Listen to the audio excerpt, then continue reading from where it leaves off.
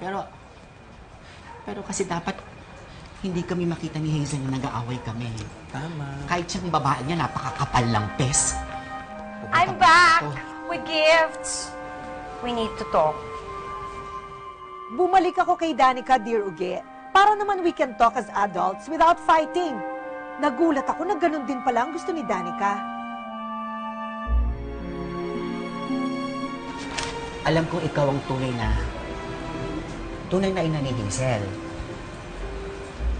Pero, alam ko rin na kahit saan ko dalito, wala naman akong laban sa'yo eh.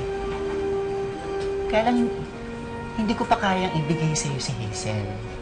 Mahal na mahal ko yung bata. Kaya, pwede ba? Huwag mo na tayo mag-away sa harapan niya. Fine. I agree.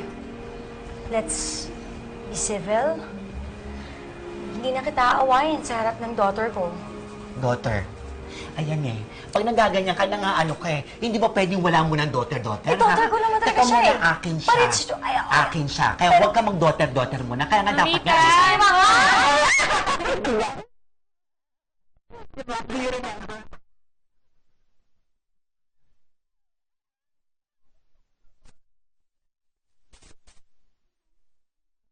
Kumain, di ba? Kakain ka ba? Gusto mo bang kumain?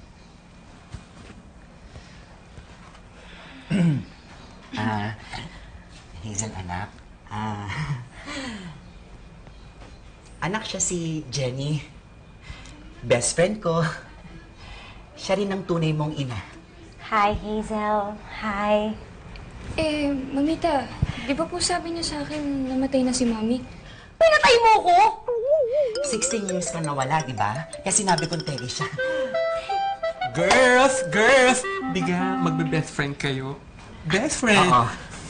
Best friend! Hindi niyo po kailangan magpanggap na hindi kayo nag-aaway. Malaki na po ako para dyan. Ganito na lang. Ano na po bang mangyayari? Ano kasi anak, hindi naman niya napag-dedesisyonan agad-agad. Kailangan pinag-iisipan niyan. Tama.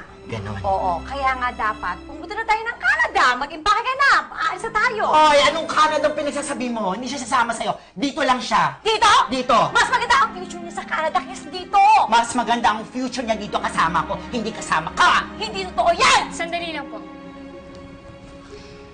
Pag handa na kayo maging adults at handa na kayo makipag-usap na maayos, sabihan niyo lang po ako. Mag-aaral lang po ako. Excuse me. Hazel?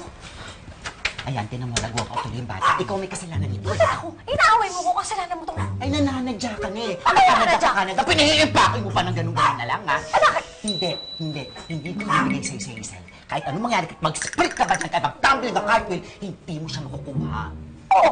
Ay, bakit ganito bigla? Akala ko ba civil? Civil? Civil talaga. Civil war.